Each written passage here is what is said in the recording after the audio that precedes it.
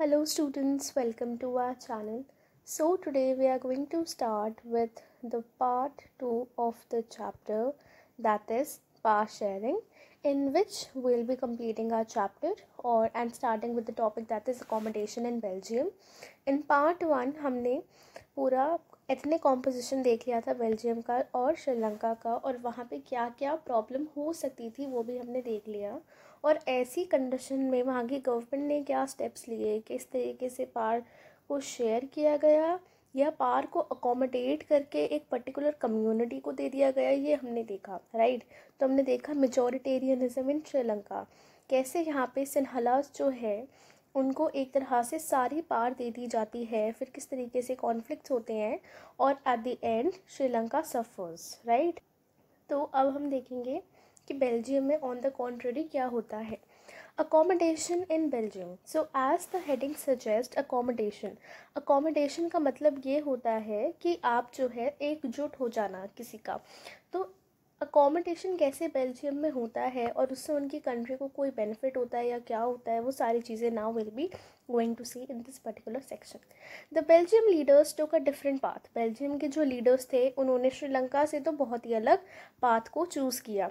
They recognise the existence of regional differences and cultural diversities, उन्होंने recognise किया, उन्होंने समझा कि एग्जिस्टेंस मतलब रीजनल डिफरेंसेस जो थे, जो कल्चरल डाइवर्सिटीज़ है वो एग्जिस्ट करती है बेल्जियम के अंदर, रह रही हैं, ये उन्होंने रिकग्नाइज किया, उन्होंने इस चीज़ को समझा।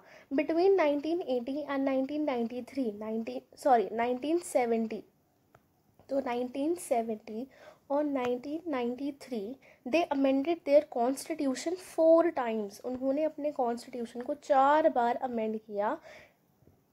इम्पॉर्टेंट फॉर MCQ, ठीक है। So as to work out an arrangement that would enable everyone to live together within the same country, कि उन्होंने 4 बार अपने कॉन्स्टिट्यूशन को अमेंड किया। अमेंड मतलब अपने कॉन्स्टिट्यूशन में कुछ वो चेंजेस लेकर आए जिससे कि वो एक ऐसा स्ट्रक्चर बनाए, ऐसा अरेंजमेंट बनाए कंट्री के अंदर कि हर एक इंसान जो कंट्री के अंदर रह रहा है वो अच्छे से रह पाए, उसे alone feeling of loneliness, alienation जो श्रीलंका में हो वो चीज़ फील ना हो। अब ऐसा नहीं है कि ये जो अकोमोडेशन बेल्जियम में हो रहा था ये श्रीलंका में ये सारी चीज़ें होने के बाद हुआ है, ये 1970s का टाइम है। और श्रीलंका का जो हमने देखा है इट वॉज कि आपका 1980s में यहाँ पे ये चीज़ें हो रही थी, ठीक है। और यहाँ पे अकोमोडेशन जो है बेल्जियम का वो बहुत पहले से ही स्टार्ट हो गया था। इट मीन्स कि वहाँ के जो लीडर्स थे, ऐसा नहीं है कि उन्होंने श्रीलंका को देख के ये सब कुछ किया था, उन्होंने खुद से ये सब डिसीजंस लिए थे।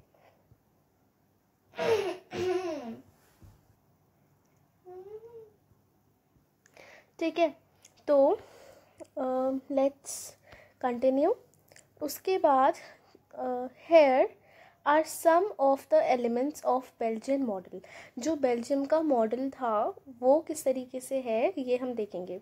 The arrangement they worked out is different from any other country and is very innovative, जो अरेंजमेंट उन्होंने किया था बेल्जियम के लीडर्स ने वो बाकी कंट्रीज से बहुत अलग था और बहुत इनोवेटिव था। और बेल्जियन मॉडल के क्या क्या पॉइंट्स थे ये अब हम देखेंगे, और ये पॉइंट्स भी इम्पॉर्टेंट है कि अकोमोडेशन इन बेल्जियम के क्या क्या चीज़ें थी। Constitution prescribes that the number of Dutch and French speaking ministers shall be equal in central government.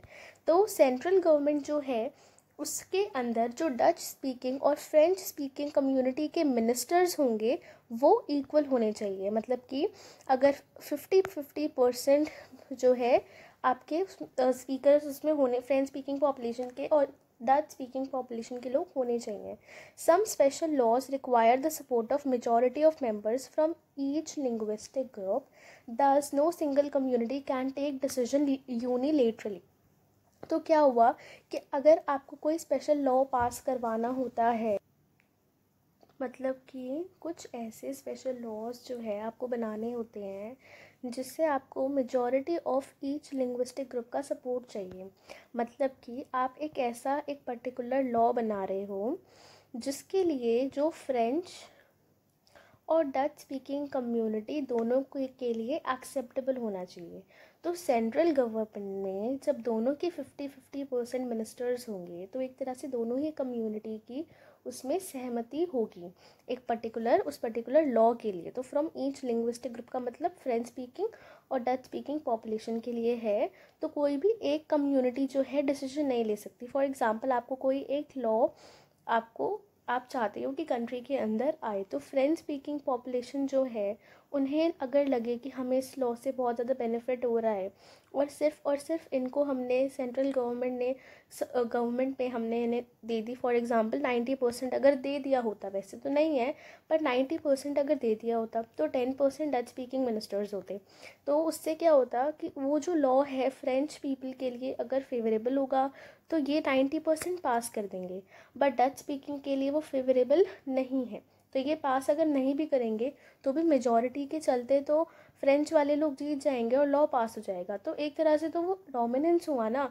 लेकिन आपने क्या किया, आपने इक्वल दिया।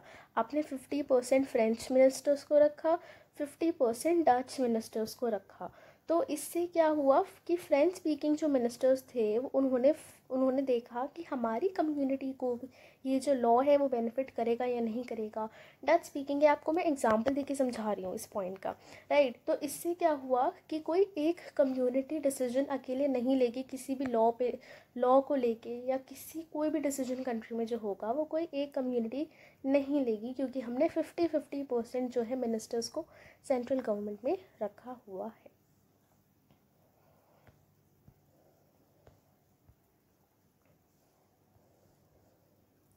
Many parts of central government have been given to state governments of two regions of the country।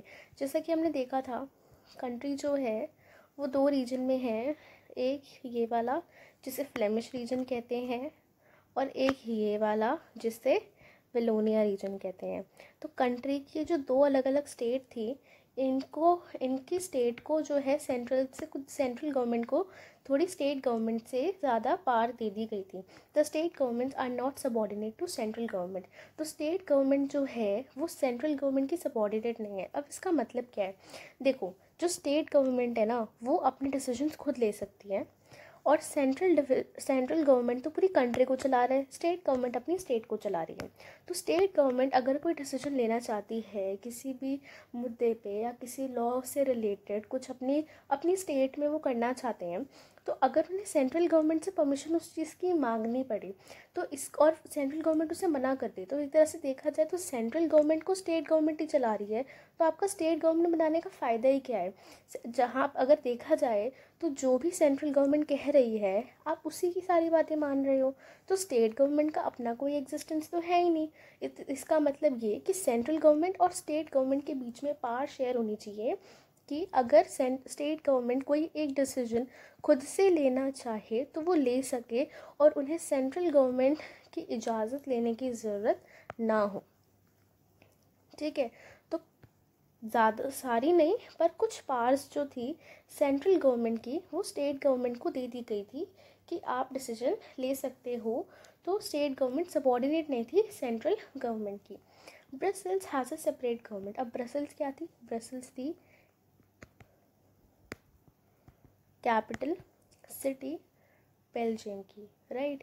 तो Brussels जो है वहाँ पे और ज़्यादा गड़बड़ी थी कि जो मेजॉरिटी में थे कंट्री में वो माइनॉरिटी में थे कैपिटल सिटी में। यहाँ पे एक अलग ही गवर्नमेंट बना दी गई थी in which both communities have equal representation. तो रिप्रेजेंटेशन इनमें भी इक्वल ही था जैसे सेंट्रल गवर्नमेंट में था। The French speaking population accepted equal representation in Brussels.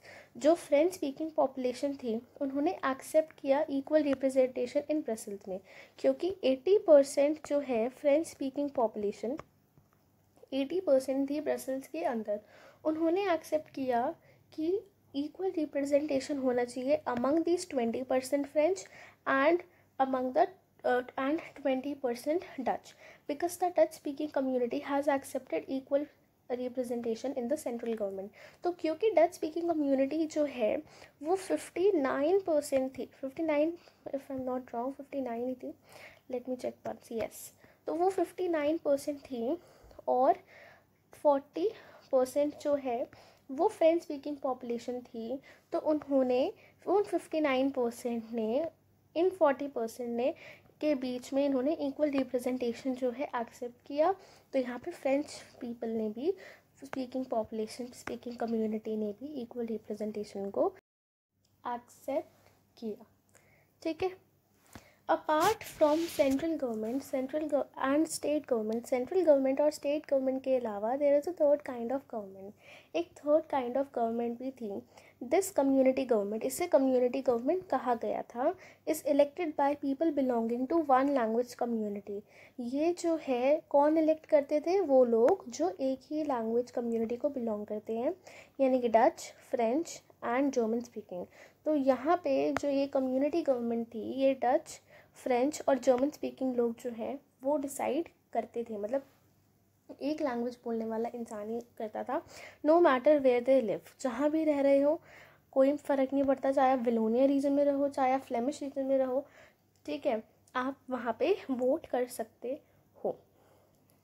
This government has a power regarding cultural, educational and language related issues. अब देखो, central government और स्टेट गवर्नमेंट जो है वो ओवरऑल हर चीज़ को बैलेंस करके चल रहे होते हैं, लेकिन ये जो थर्ड काइंड ऑफ गवर्नमेंट थी, ये इन्होंने क्यों किया कि अगर कोई छोटा मोटा इशूज़ होता है कल्चर रिलेटेड किसी भी कम्युनिटी के बीच में, एजुकेशन से रिलेटेड कि एजुकेशन इस लैंग्वेज में होनी चाहिए या ऐसे होना चाहिए, या लैंग्वेज रिलेटेड कि हम इस जगह रह रहे हैं, हम फॉर एग्ज़ाम्पल वेलोनिया रीजन में रह रहे हैं, हम चाहते हैं कि हम जर्मन बोले या हम फ्रेंच बोले या डच बोले, या कुछ भी ऐसा रिलेटेड इशू होता है कि यहीं पे कि इस पर्टिकुलर रीजन में आप रह रहे हो तो आपको यही लैंग्वेज बोलनी चाहिए।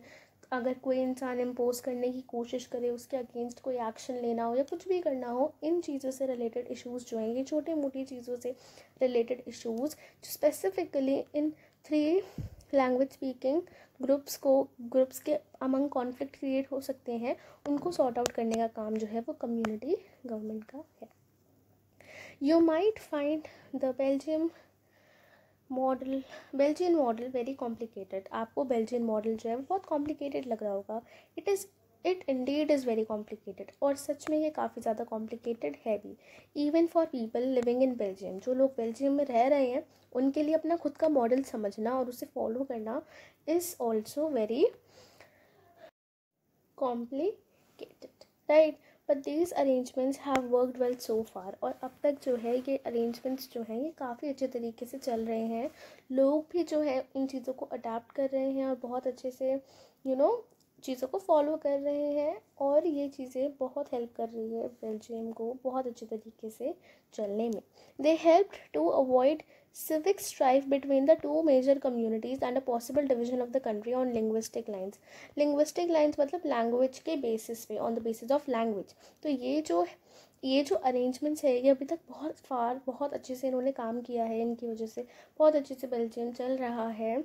और ये जो है इन्होंने हेल्प किया to avoid civic strife between two communities, दोनों कम्युनिटीज़ के बीच में भेदभाव, कॉन्फ्लिक्ट, इन सारी चीज़ों से बचाए रखा, and possible division of country, और जो कंट्री का डिवीजन हो सकता था उससे भी बचा के रखा on the basis of linguistic lines की लैंग्वेज के बेसिस पे कंट्री का डिवीजन हो जाता है, इस चीज़ से बचा के रखा इन सारे मेजर्स ने, इस बेल्जियन मॉडल ने। When many European countries, जो काफ़ी सारे European countries came together to form European union, इन्होंने यूरोपियन यूनियन बनाने के लिए साथ में आए, Brussels was chosen as its headquarter, और उन्होंने ब्रसल्स को अपना हेड क्वार्टर चूज़ किया। ठीक है, वैसे तो ऐसा कुछ सवाल नहीं पूछा जाता कि क्यों चूज़ किया, बट इसका मेन रीज़न यही कंसिडर किया जाता है कि बेल्जियन मॉडल इतना अच्छा था, वहाँ की गवर्नमेंट ने हर चीज़ को इतने अच्छे तरीके से करके रखा, इसलिए इतनी अच्छी वो जगह है, इसलिए उन्होंने ब्रसल्स को अपना हेड क्वार्टर चूज़ किया। यहाँ से ज़्यादा क्वेश्चन अगर आ सकता है तो वो MCQ ही आएगा। ठीक है, what do we learn from these 2 stories. अब हमने इन 2 स्टोरीज से क्या सीखा, तो इसका कंक्लूजन उन्होंने सिर्फ हम पे नहीं छोड़ा, हमें समझाया है। बोथ आर डेमोक्रेसीज, दोनों ही डेमोक्रेसीज थी, yet they dealt with the question of power sharing differently. तो दोनों ही कंट्रीज़ जो है वो डेमोक्रेसीज थी, पर यहाँ पे इन्होंने पावर शेयरिंग जो है उसके क्वेश्चन से बहुत अलग अलग तरीके से डील किया। जहाँ पे Belgium The leaders have realized that the unity of country is possible only by respecting the feelings and interests of different communities and regions. तो बेल्जियम के जो लोग थे, बेल्जियम के जो लीडर्स थे, उन्होंने ये रियलाइज़ किया था कि अगर हम चाहते हैं कंट्री यूनाइटेड रहे, कंट्री की यूनिटी रहे, तो हमें रिस्पेक्ट करनी होगी फीलिंग्स और इंटरेस्ट अलग अलग कम्युनिटीज़ की, अलग अलग रीजन्स की। मतलब हर एक इंसान की, हमें हर एक कम्युनिटी की हमें उनके इंटरेस्ट की और उनकी फीलिंग्स की रिस्पेक्ट करनी होगी। सच रियलाइजेशन, उनका ये जो रियलाइजेशन था resulted in mutually acceptable arrangements for power sharing. उनके इस रियलाइजेशन की वजह से ही क्या हुआ, दोनों कम्युनिटीज़ ने जो है एक्सेप्ट की अरेंजमेंट्स खुशी खुशी, और वो दोनों ही राजी थे इन अरेंजमेंट्स को एक्सेप्ट करने के लिए। श्रीलंका शोज अस अ कॉन्ट्रास्टिंग एग्जाम्पल। श्रीलंका से हमें कॉन्ट्रास्टिंग एक अलग एग्जाम्पल दिखता है। It shows us that if majority continue wants to force its dominance over others and refuses to share its power, it can undermine the unity of the country. तो हमें ये समझ में आता है श्रीलंका के एग्जाम्पल से कि अगर मेजॉरिटी अपनी पावर को फोर्स करेगी, अपना डोमिनेंस औरों के ऊपर जमाने की कोशिश करेगी, रिफ्यूज़ करेगी, मना करेगी पावर शेयरिंग से, तो वो यूनिटी ऑफ द कंट्री को अंडरमाइन करके रख देगा, यूनिटी ऑफ द कंट्री को हार्म करके रख देगा। Why power sharing is desirable. ठीक है, तो अब हमने दोनों के कॉन्सिक्वेंसेस पढ़ लिया और हमें समझ में आया है कि power sharing is important. But अभी हमसे कह रहे हैं कि पावर शेयरिंग डिज़ायरेबल है, क्या ये होनी चाहिए? तो let us see why power sharing is desirable. Thus two different sets of reason can be given in favor of power sharing. power sharing के फेवर में दो अलग अलग रीज़न दे सकते हैं। Firstly power sharing is good because अब हम देखेंगे कि power sharing desirable क्यों है। यहाँ से भी बेटा सवाल आते हैं इन पॉइंट से।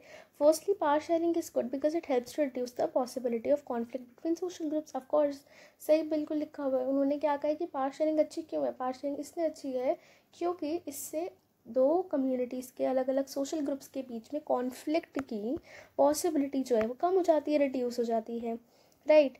Since social conflict often leads to violence and political instability. Social conflict अगर होता है कंट्री के अंदर तो वायलेंस होता है, पॉलिटिकल इंस्टेबिलिटी आती है। इसलिए पावर शेयरिंग एक बहुत अच्छा तरीका है अगर आप चाहते हो कि आपका पॉलिटिकल ऑर्डर की स्टेबिलिटी रहे, आपकी गवर्नमेंट पर लोग विश्वास करें। Imposing the will of majority community over others may look like an attractive opinion in a short run. अगर आपको एक छोटी सी रेस में दौड़ना है या बहुत कम समय के लिए आपको किसी चीज़ को अचीव करना है, आगे बढ़ना है, तो अपनी मर्ज़ी को इम्पोज करना, अपनी मर्ज़ी को मेजॉरिटी कम्युनिटी, अपनी मर्ज़ी को माइनॉरिटी पर थोपना एक अट्रैक्टिव ऑप्शन लग सकता है, पर लॉन्ग रन के अंदर ये नेशन की यूनिटी को हार्म कर देगा, नेशन की यूनिटी को तोड़ कर रख देगा। ठीक है, tyranny of the majority is not just oppressive for the minority, it often brings ruin to the majority as well. अगर आप मेजॉरिटी जो है अगर वही हर चीज़ में आगे रहती है और दबाने की कोशिश करती है, ऑप्रेस करती है माइनॉरिटी को, तो इससे सिर्फ माइनॉरिटी को ही नुकसान नहीं है बल्कि बाद में जाके it brings ruin to majority as well, majority भी बर्बाद हो जाएगी। There is second deeper reason why power sharing is good. तो पावर शेयरिंग इज़ डिज़ायरेबल की बेसिकली हमने दो टॉपिक्स पढ़े, ठीक है, दो पॉइंट्स पढ़े, फिर उसके अंदर हमने ये सब पॉइंट्स पढ़े कि इस पॉइंट को ये पॉइंट्स एक्सप्लेन कर रहे थे। अब हम यहाँ पे सेकेंड पॉइंट पढ़ेंगे और फिर इसको ये कुछ पॉइंट्स एक्सप्लेन करेंगे, ठीक है, okay. This is there is second और डीपर रीज़न वाई, ये दूसरा और बहुत गहरा रीज़न है कि क्यों पावर शेयरिंग होनी चाहिए। Power sharing is very spirit of democracy. Power sharing जो है वो डेमोक्रेसी की स्पिरिट है, उसकी जान है। अगर आप कह रहे हो कि आप एक डेमोक्रेटिक कंट्री हो तो वहाँ पावर शेयरिंग होनी ही चाहिए। A democratic rule involves power sharing. अगर आप एक डेमोक्रेसी से रूल कर रहे हो, डेमोक्रेटिक रूल है, तो पावर शेयरिंग होनी ही चाहिए with those affected by it's exercise and who have live with its effect. और उस पावर शेयरिंग जो है वो होनी चाहिए और लोगों को भी उस चीज़ को एक्सेप्ट करना चाहिए। People have right to be consulted. लोगों के पास ये अधिकार है कि उनसे पूछा जाए, कि उन्हें ये अधिकार है कि वो कैसे कंसल्ट किए, वो कैसा चाहते हैं कि गवर्नमेंट उन्हें कैसे ट्रीट करे, उन्हें क्या क्या चीज़ें दें। तो उसके लिए पावर शेयरिंग तो ज़रूरी है कि आपको कंट्री का ओपिनियन तो पता होना चाहिए ना कि लोग आपसे क्या चाह रहे हैं। A legitimate government is one where citizens through participation acquire a stake in a system. एक अच्छी गवर्नमेंट, एक लेजिटिमेट गवर्नमेंट वही होती है जहाँ पे सिटीजन्स का पार्टिसिपेशन होता है actively. Let us call the first set prudential reasons and second moral reasons. Prudential क्या है, देखो, based on prudence or on careful calculation of gains and loss, prudential decisions are usually contrasted with decisions made purely on moral considerations. So basically prudential का मतलब क्या है, based on prudence मतलब कि on careful calculation, आपने बहुत अच्छी तरीके से कैलकुलेट किया हुआ है कि अगर आप पावर शेयर करते हो तो आपको क्या क्या नुकसान है, क्या क्या फ़ायदे हैं। ऐसे डिसीजंस जो होते हैं, this usually contrasted with decisions based on purely moral considerations. तो प्रूडेंशियल रीजंस जो है वो कहीं ना कहीं मॉरल रीजंस जो है उसका कॉन्ट्रास्ट है।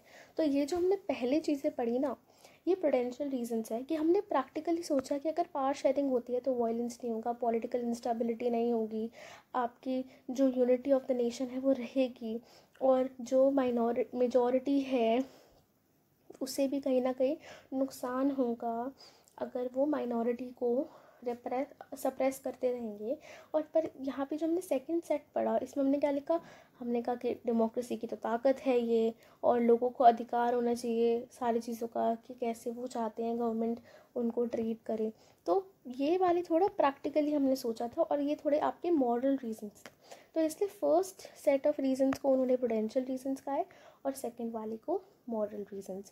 While prudential reasons stress that power sharing will bring out better outcomes, prudential reasons जो है वो ये कहते हैं कि power sharing से बहुत अच्छे outcomes मिल जाएंगे. Moral emphasize on very act of power sharing as desirable. तो प्रूडेंशियल रीजंस जो है उनका बेसिक मेन फोकस क्या होता है कि पावर शेयरिंग से आउटकम्स अच्छे रहेंगे कंट्री के अंदर, पर जो मोरल रीजंस होते हैं ये क्या बताते हैं कि पावर शेयरिंग बहुत ज़्यादा वैल्यूएबल है. Forms of power sharing, that is the last topic of the chapter. तो forms of power sharing, power हम किन फॉर्म में शेयर कर सकते हैं. The idea of power sharing has emerged in opposition to the notions of undivided political power. जब political power undivided रह जाए, उसे डिवाइड नहीं किया जाए, ठीक है, तभी जो है पावर शेयरिंग जो है वो तभी आती है इन ऑपोजिशन टू. अगर आप पॉलिटिकल पावर को डिवाइड नहीं करना चाहते हो, उसके अपोजिट चलना चाहते हो, तभी पावर शेयरिंग का आइडिया आता है. क्योंकि वैसे तो आपको पावर शेयर करनी चाहिए बट आप नहीं कर रहे हो. For a long time it was believe, बहुत लंबे समय तक ये माना जाता था कि सारी पावर जो है वो of a government must reside in one person, group of person और located as at one place. तो ये माना जाता था कि सरकार की सारी पावर जो है वो किसी एक इंसान या इंसानों के ग्रुप को या फिर एक पर्टिकुलर जगह पर ही लोकेटेड रखी जाए. It was felt that if power to decide is dispersed, it would not possible to take quick decisions and to enforce them. ये माना जाता था कि अगर जो है पावर को डिवाइड कर दिया जाएगा तो डिसीजंस लेना क्विक नहीं होगा. जो हमारी डेमोक्रेसी के अंदर भी है, यहाँ पे डिसीजंस लेना क्विक नहीं होता है. But these notions have change with the emotions of democracy. पर ये जो नोशंस थे, ये जो लोग मानते थे, ये सारी चीज़ें चेंज हो जाती है डेमोक्रेसी के आने के बाद. One basic principle of democracy is that people are the source of all political power. जो हमारी एक बेसिक प्रिंसिपल डेमोक्रेसी का यही है कि पीपल, जो लोग हैं, वो सोर्स है सारी की सारी पॉलिटिकल पावर का. In a democracy people rule themselves through institutions of self government. लोग जो है वो अपने आप को ही रूल करते हैं through institutions of self government. जो उनकी खुद की चुनी हुई गवर्नमेंट है, उन्हीं के इंस्टीट्यूशंस से अपने द्वारा वो रूल किए जाते हैं. आपने पढ़ा होगा 9th में भी, democracy is for the people, नहीं, democracy is for the people by the people. तो डेमोक्रेसी जो है वो लोगों के लिए है और लोगों के द्वारा ही चुनी, सॉरी गवर्नमेंट जो है, हाँ सॉरी मतलब मैं इतनी कंफ्यूज हो गई हूँ ना। डेमोक्रेसी जो है उसका मतलब ही यही होता है कि इंसान की जो पीपल है, जो कंट्री के सिटीजन्स हैं, वो खुद अपने आप को जो जिस तरीके से गवर्न होना चाहते हैं वो वैसा ही अपने लिए नेता चुनेंगे. So that is the basic idea of democracy. In a good democratic government due respect is given to diverse groups and views that exist in a society. अगर एक अच्छी डेमोक्रेटिक गवर्नमेंट होती है तो बहुत ज़्यादा इज्जत दी जाती है डाइवर्स ग्रुप्स को, अलग अलग ग्रुप्स को, और उनके व्यूज़ जो कि सोसाइटी में एग्जिस्ट करते हैं, उनके व्यूज़ को भी बहुत ज़्यादा रिस्पेक्ट दी जाती है, उनके व्यूज़ को भी सुना जाता है. Every one has a voice in shaping of public policies. अगर आपको पब्लिक पॉलिसीज़ आप बना रहे हो तो हर एक इंसान की अपनी वॉइस होती है, हर एक इंसान का अपना ओपिनियन होता है. ठीक है. Therefore, it follows that in a democracy, in modern democracies, power sharing arrangement can take many forms. तो modern democracies यानी कि आज की जो democracies है वहाँ पे power sharing के जो arrangements है उसके बहुत अलग अलग तरीके के forms हो सकते हैं. Let us look at the most common arrangement. Most common arrangements जो हम आजकल देखते हैं, हम अब उनको देखने वाले हैं. The first one is power is shared among different organs of government. ये सारे most of the forms हमें हमारे इंडिया में भी देखने को मिलते हैं. Power is shared among different organs of government. जैसे कि हम जानते हैं गवर्नमेंट के 3 ऑर्गन्स होते हैं, लेजिस्लेटर, एग्जीक्यूटिव, जुडिशरी. लेजिस्लेटर क्या होते हैं? जो लॉ बनाते हैं. एग्जीक्यूटिव क्या होते हैं? जो लॉ को एग्जीक्यूट करवाते हैं. और जुडिशरी जो है वो सेगमेंट होता है जो इन लॉज जो है उनको चेक करता है और ये देखता है कि जो सोसाइटी में लोग हैं वो या कंट्री के जो सिटीजन्स हैं वो उन लॉज को फॉलो कर रहे हैं नहीं कर रहे हैं. ये आपने 9th में भी पढ़ा होगा कि ये जो तीनों होते हैं, लेजिस्लेटर, एग्जीक्यूटिव और judiciary. Let us call this horizontal distribution of power. इसे हम हॉरिजॉन्टल डिस्ट्रीब्यूशन ऑफ पावर कहते हैं because it allows different organs of government placed at same level to exercise different powers.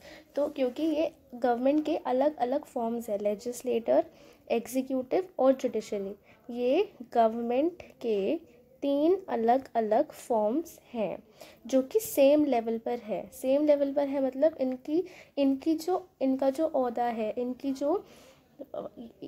जो मतलब एक तरह से सेम लेवल पर है. इन तीनों को बराबर बराबर जो है हम ऐसा नहीं है कि लेजिस्लेटर से ज़्यादा इम्पोर्टेंस एग्जीक्यूटिव की होती है या एग्जीक्यूटिव से ज़्यादा जुडिशरी की होती है. नहीं, तीनों की इम्पोर्टेंस खुद की अलग अलग इम्पोर्टेंस होती है और इनके काम भी अलग अलग होते हैं. ज़्यादातर लेजिस्लेटर्स जो है वो लॉ बनाते हैं, जैसे कि such a separation ensure that none organ can exercise unlimited power. अगर हम ऐसा कर देते कि जुडिशरी से ज़्यादा पावर एग्जीक्यूटिव को दे देते या एग्जीक्यूटिव से ज़्यादा लेजिस्लेटर को और वाइस वर्सा, तो क्या होता है कि एक ऑर्गन ऑफ गवर्नमेंट जो है वो ज़्यादा पावर जो है एक्सरसाइज करता, मतलब ज़्यादा पावर उसके पास होती तो वो दूसरे को सप्रेस भी कर सकता था. यानी कि ये तो पावर शेयरिंग हुई नहीं, यहाँ पे तो डोमिनेंस आ जाएगा. तो इसलिए इन्होंने इसे एट सेम लेवल रखा. सेम लेवल रखने से क्या है कि इनके पास जो इनकी ये अनलिमिटेड पावर एक्सपीरियंस नहीं कर सकते. इन तीनों की ही पावर जो है वो सेम है, लेकिन इनके काम अलग अलग हैं. ये अलग अलग काम करते हैं. जैसे कि जो लेजिस्लेटर हैं वो लॉज बनाते हैं, जो एग्जीक्यूटिव है वो लॉज को एग्जीक्यूट करवाते हैं, और जो जुडिशरी है अगर इन लॉज को कोई वॉयलेट कर रहा होता है तो उसके ऊपर चेक करने का काम जो है वो जुडिशरी का ही होता है.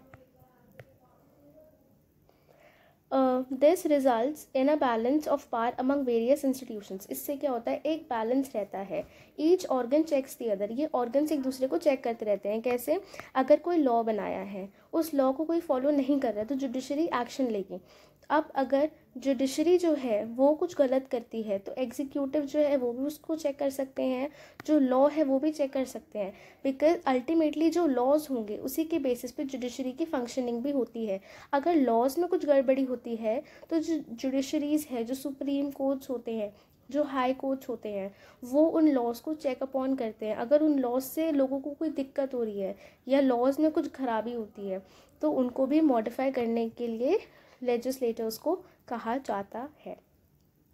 Last year we studied that in a democracy, even though ministers and government officials exercise power, they are responsible to the parliament और state assemblies. हमने ये भी पढ़ा था last year कि ministers और government के जो officers होते हैं इनके पास भी power होती है और ये responsible होते हैं parliament के और state assembly की powers के लिए. Similarly, although judges are appointed by executive, अब जो judges होते हैं वो जजेस जो है उन्हें एग्जीक्यूटिव जो है वो अपॉइंट करते हैं. They check the functioning of executive और लॉज मेड बाय लेजिस्लेटर. तो जो जजेस होते हैं वो एग्जीक्यूटिव अपॉइंट करता है, लेकिन फिर भी जो जजेस हैं वो एग्जीक्यूटिव की फंक्शनिंग को और जो लॉज उन्होंने बनाए हैं लेजिस्लेटर्स ने उस पर चेक कर सकते हैं. तो ये एक तरह से इंटरडिपेंडेंस का सिस्टम भी हो जाता है और अनलिमिटेड पावर भी किसी के पास नहीं है. And each organ checks the other as well. This arrangement is called system of checks and balance. और यहाँ से भी पूछ लेते that which system is known as the arrangement of checks and balances. तो उसका आंसर जो है वो हो जाता है horizontal form of government that is power is shared among different organs of government that is legislative, executive and judiciary. Power can be shared among different levels of government. अब different levels of government ये जो है a general government for entire country and government at provincial and regional level. अब यहाँ पे जो है यहाँ पे होता है vertical division. ठीक है, यहाँ पे क्या होता है vertical division. इसका मतलब क्या है? इसका मतलब क्या होता है कि वर्टिकल डिवीजन का मीन्स कि एक तो हमारे पास जनरल गवर्नमेंट है जो पूरी कंट्री के लिए है, फिर हमारे पास प्रोविंशियल और रीजनल गवर्नमेंट्स भी होती हैं. Such a general government for the entire country is usually called federal government. ऐसी गवर्नमेंट जो पूरी कंट्री के लिए है उसे हम क्या कहते हैं? Usually federal government. In India we refer to it as central और यूनियन गवर्नमेंट. इंडिया में हम इन्हें सेंट्रल और यूनियन गवर्नमेंट कहते हैं. देखो यहाँ से एक इम्पॉर्टेंट क्वेश्चन ये बन सकता है कि जो हमारी जनरल गवर्नमेंट है उसे क्या कहते हैं. तो कुछ लोग लिखेंगे फेडरल गवर्नमेंट, कुछ लोग लिखेंगे सेंट्रल गवर्नमेंट. लेकिन अगर उन्होंने स्पेसिफिकली पूछ लिया कि इंडिया में हम उन्हें क्या कहते हैं, तब federal government will be the wrong answer. तब हमारा सेंट्रल या फिर union government will be the correct answer.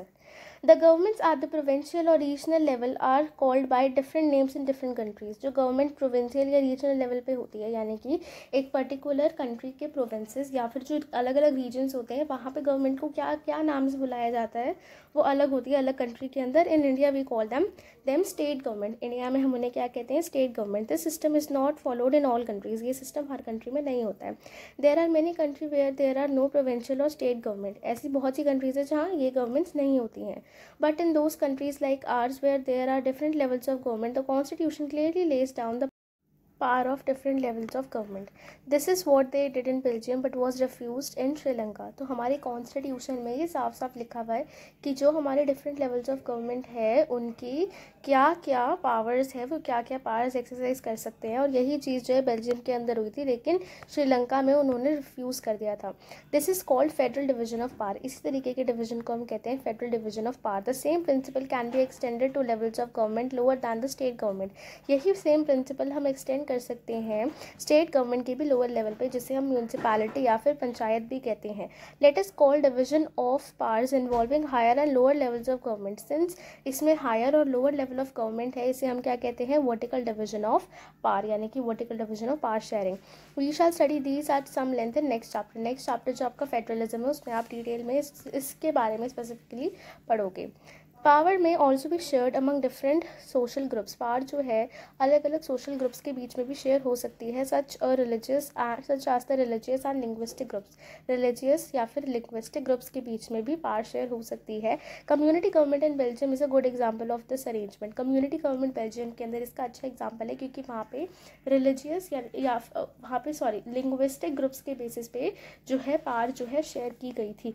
In some countries there are constitutional and legal arrangement whereby socially weaker sections and women are represented in the legislature and administration. कुछ countries के अंदर constitutionally और legally जो socially weaker sections है और जो women's है उनको लेजिस्लेटर और एडमिनिस्ट्रेशन में जो है लिया जाता है. Last year we studied the system of reserve constituencies. Last year हमने रिजर्व कॉन्स्टिट्यूएंसीज में देखा था कि कितना कि हमारा पोर्शन जो है वो रिजर्व होता है SC ST OBC कास्ट के लिए और हमारे और वेमेन के लिए in assemblies and other parliament of the country. This type of arrangement is meant to give space in government and administration to diverse social groups. तो ये जो अरेंजमेंट है इसका मतलब ये होता है कि आप गवर्नमेंट के अंदर जगह दे रहे हो और आप गवर्नमेंट के अंदर ऐसी कम्युनिटीज़ को जो आपके सोशल ग्रुप्स हैं उन्हें आप जगह दे रहे हो, उनको एडमिनिस्ट्रेशन करने का मौका दे रहे हो, who otherwise would feel alienated from the government, जो गवर्नमेंट से एलियनेटेड फील करते अगर आप ऐसा नहीं करते, तो क्योंकि वो सोशली वीकर सेक्शंस है और बैकवर्ड सेक्शंस है.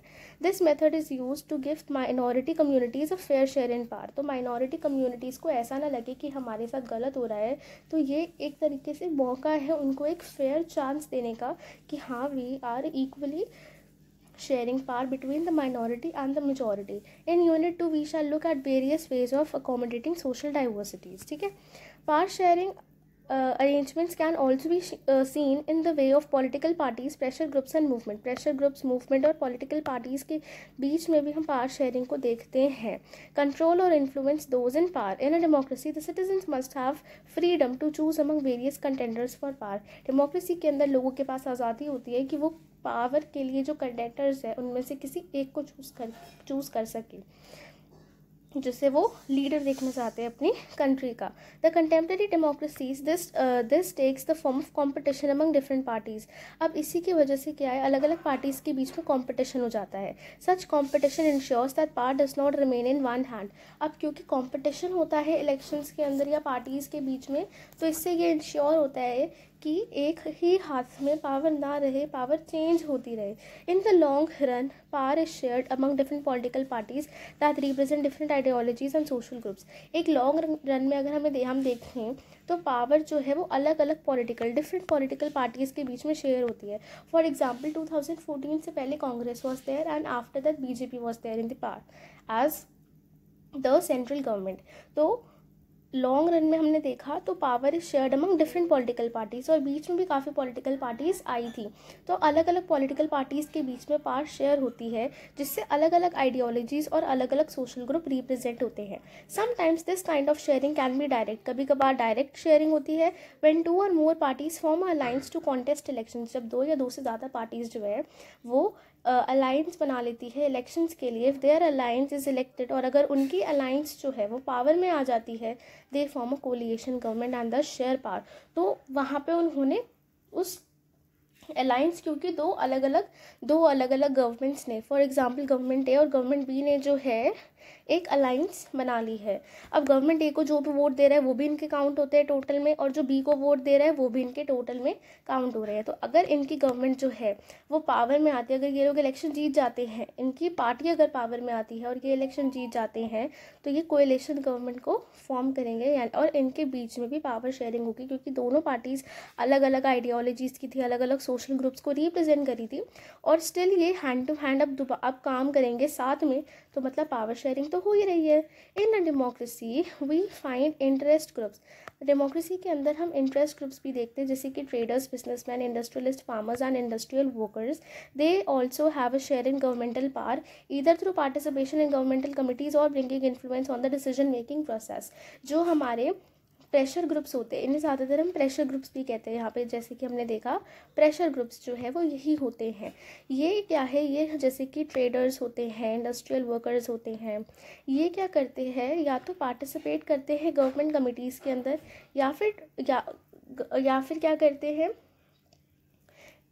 इन्फ्लुएंस करते हैं in the decision making process. जैसे कि फॉर एग्जांपल अगर कोई लॉ पावर में लाया जा रहा है और वो अगर किसी ट्रेडर के लिए अच्छा नहीं है, एक ट्रेडर्स के लिए अच्छा नहीं है, तो वो लोग क्या करेंगे, प्रोटेस्ट करेंगे. अगर उनके कुछ इंडिविजुअल्स जो है जो ट्रेडिंग कम्युनिटी से बिलोंग करते हैं और वो पार्लियामेंट के अंदर है या उन्होंने किसी पॉलिटिकल पार्टी को ज्वाइन करा हुआ है, तो वो कहीं ना कहीं उस डिसीजन मेकिंग प्रोसेस पे इन्फ्लुएंस लेकर ज़रूर आएंगे. In unit 3 we shall study the working of political parties, pressure groups and social movements के बारे में आप यूनिट 3 में पढ़ोगे कैसे कैसे चेंज होगा.